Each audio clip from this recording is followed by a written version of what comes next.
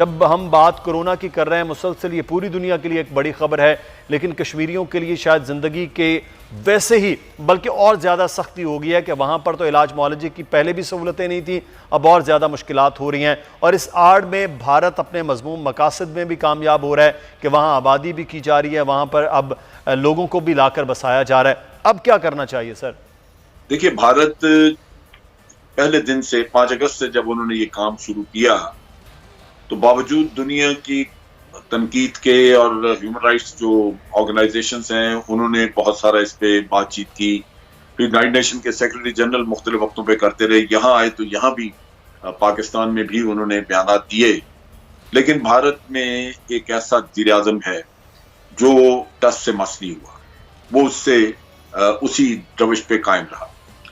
अब मुश्किल ये है कि इंटरनेशनल कम्युनिटी, उनकी सियासत में एक मुनाफकत है, एक अपने मकासद हैं, और वो उसकी वजह से इंसाफ का रास्ता इख्तियार नहीं करते, जिसकी वजह से आज कश्मीरी जुल्म सितम का शिकार है। अब इसमें मैं समझता हूँ कुछ हमारी भी कमजोरी है कि पाकिस्तान शायद उतनी शद्दोमत से, उतने जबरदस्त तरीके से, उतने एक मुहिम के तौर पे हम भी उनकी वकालत नहीं करते, उनकी मुश्किलात और उनके ऊपर ढाए जाने वाले जो जुल्म है, जो लाकानूनियत का दौर है, वहां पे वो हम अक़वाम आलम के सामने रखते नहीं। पाकिस्तान में सफीर मौजूद हैं, दूसरे मुल्कों में मुल्कों के G20 के लोग यहाँ मौजूद हैं, P5 है। ये वो मुल्क हैं जिनका असर रसूख मौजूद है, और हमने उनको बहुत एंगेज नहीं किया। वक्तन फक्तन फॉरेन ऑफिस में उनकी ब्रीफिंग्स होनी चाहिए थी, जो नहीं होती रही। और आज आपने देखा कि बाबर इफ्तिखार साहब को उन बाज़ इल्जामात का जवाब देना पड़ा जो पिछले कुछ अरसे से भारत लगा रहा था। ये चीज फॉरेन ऑफिस को भी करनी चाहिए थी, क्योंकि भारत जो इल्जाम आयद कर रहा है वो ना सिर्फ पाकिस्तान के लिए बदनामी का बायस बन रहे हैं, एक गलतफहमी पाकिस्तान के बारे में पैदा कर रहे हैं, बल्कि पाकिस्तान का रवैया यूं जाहिर किया जाता है भारत के ज़बानी जैसे पाकिस्तान को मुजरमाना हरकत कर रहा है। सही। जैसे कश्मीर में जद्दोजहद आज़ादी है और आपने पिछले 8-9 महीने से लोगों को कैद करके रखा हुआ है, तो लोग अगर वहां पे आज रिटेलिएट कर रहे हैं तो इसमें कसूर तो भारत का है कि जो जुल्म सितम वो कर रहा है, उसके जवाब में लोग जो है वो बेचारे दीवार से लगा दिए गए हैं। लेकिन इल्जाम पाकिस्तान पे है कि आप दरअंदाजी करते हैं। फिर यहाँ से LOC के ऊपर वायलेशन की जाती है और कहा जाता है कि जनाब ये लॉन्च पैड थे पाकिस्तान साइड पे, जहां से दरअंदाज आने थे, हमने वहां पे उनको एलिमिनेट किया है। ये चीजें वो हैं जो कि हमने आगे भी गैर मुल्की सफीरों को दिखाई हैं, लेकिन हर दफा ये झूठा प्रोपेगेंडा जब होता है तो हमें उसको काउंटर करने का अरेंजमेंट करना चाहिए, बड़ा फौरी तौर पे काउंटर करना चाहिए, उसके लिए जराए मौजूद है। इसी तरह आप देखिए कि नेपाल के रास्ते उन्होंने कहा कि जनाब यहाँ से पाकिस्तानी जो कि बीमार हैं, जिनको कोरोना वायरस की इन्फेक्शन है, वो यहाँ से भेजे जा रहे हैं ताकि यहाँ इन्फेक्शन फैले। यानी इतना मज़ाक का खेज इल्जाम कि जो बेचारा खुद इन्फेक्टेड है वो अस्पताल में जाएगा इलाज के लिए या वो भारत फैलाने के लिए जाएगा इतने लंबा सफर तय करके। ये वो चीजें हैं जो कि दुनिया के सामने ये बार बार के इल्जामात और ये वो तमाम तर चीज़ें हैं जिसको बिल्कुल पूरी दुनिया भी देख रही है कि किस तरह के मज़ाक़ खेज़ मामलात हैं वो, और दूसरा LOC के खिलाफ वर्जियाँ भारत मुसलसल भी कर रहा है। बहुत शुक्रिया जनरल अमजद शोएब साहब, सीनियर दिफाई तजज़ियाकार हमारे साथ मौजूद थे और इस वक्त आपको बताएं, और हम बात करेंगे इस वक्त के असल हकीकत क्या है और हम इस वक्त किस पोजीशन में खड़े हुए हैं, अगले आने वाले दिनों में पाकिस्तान कहां पर होगा इस मरस में। डॉक्टर अताउर रहमान साहब हमारे साथ मौजूद हैं। डॉक्टर साहब इस टास्क फोर्स को हेड भी कर रहे हैं जो कोरोना से मुतल्लिक तमाम तर चीज़ें चल रही हैं। बहुत शुक्रिया डॉक्टर साहब आपके वक्त का। सर, आपने चंद दिन पहले भी हमारे प्रोग्राम में ये बात की कि हमारे पास टेस्टिंग जो कैपेसिटी है वो कम है, उसको बेहतर किया जा रहा है। आपने अपनी यूनिवर्सिटी से उठाकर इंडस हॉस्पिटल में भी कुछ मशीनें भिजवाई, वहाँ की कैपेसिटी बढ़ी। अब हम टेस्ट जैसे बड़े हैं, हमारे पास मरीजों की तादाद बढ़ रही है। ये वाकई टेस्ट की बदौलत ही मरीजों का मालूम हो रहा है या हमारे अब बड़ी तेज़ी के साथ मरज़ भी फैल रहा है लोगों में? जी शुक्रिया। बिस्मिल्लाहिर्रहमानिर्रहीम। दरअसल ये मरज़ बहुत तेज़ी से बढ़ रहा है, टेस्टिंग नाकाफ़ी है। 6-7 हज़ार टेस्ट कर रहे हैं आप, जबकि आपके पास 60-70 हज़ार टेस्ट कम अज़ कम करने चाहिए थे आपको, ताकि अंदाज़ा होना शुरू होता कि सिचुएशन क्या है। 22 करोड़ अफराद हैं आपके पास, तो टेस्टिंग तो नाकाफ़ी है। टेस्टिंग से आपको कोई बिल्कुल अंदाज़ा नहीं हो रहा कि बीमारी किस हद तक फैल रही है और कहाँ तक फैल चुकी है। जो आपकी टेस्टिंग कैपेबिलिटी है, इस वक्त 25 मशीनें हैं तकरीबन, PCR मशीन्स जो इस वक्त ऑपरेट कर रही हैं जिनकी कैपेसिटी कोई 20,000 टेस्ट रोज़ाना है, वो भी अपनी कैपेसिटी पे नहीं फंक्शन कर रही। हम सिर्फ 20,000 के बजाय 6-7,000 टेस्ट कर पा रहे हैं। तो और रैंडम टेस्टिंग जो है वो तो नहीं हो रही है। पंजाब ने अनाउंस किया था कि वो शुरू करेंगे इस हफ्ते।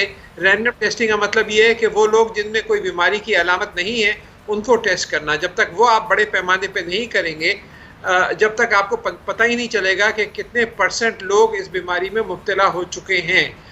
यही एक राज था चाइना का, साउथ कोरिया का, दूसरे ममालिक का। चाइना में तो बिल्कुल लॉकडाउन ही कर दिया था, लेकिन साउथ कोरिया में और जर्मनी में उन्होंने बहुत बड़े पैमाने पे टेस्टिंग शुरू करी, उससे पता चला उनको, और फिर उन्होंने फिर उसी हिसाब से अपना लॉकडाउन जो है उसके साथ टेलर किया।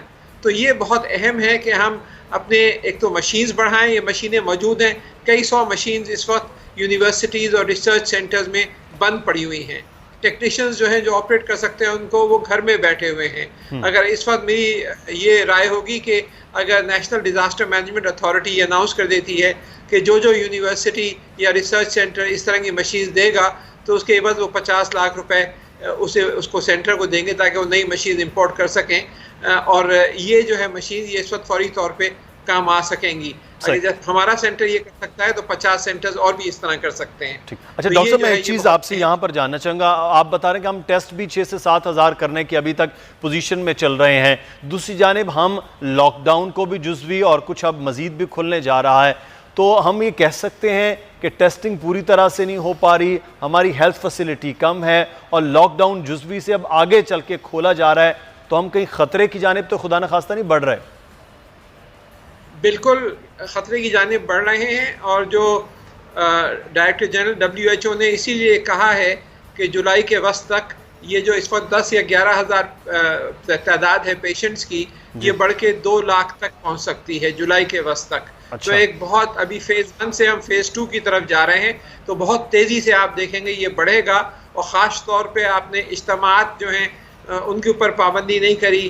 कम से कम ये करना चाहिए कि हर एक को मैंडेटरी कर देना चाहिए, और कुछ नहीं तो रुमाल ही मुंह पे बांध ले। खाली रुमाल मुंह से बांध ले, मास्क की भी जरूरत नहीं है। अगर नहीं है मास्क, रुमाल मुंह पे बांध ले और हर एक के लिए मैंडेटरी कर दें कि जो रुमाल नहीं बांधा हुआ हो या कपड़ा नहीं बांधा हुआ हो उसको फ़ौरन लेके बंद कर दिया जाएगा।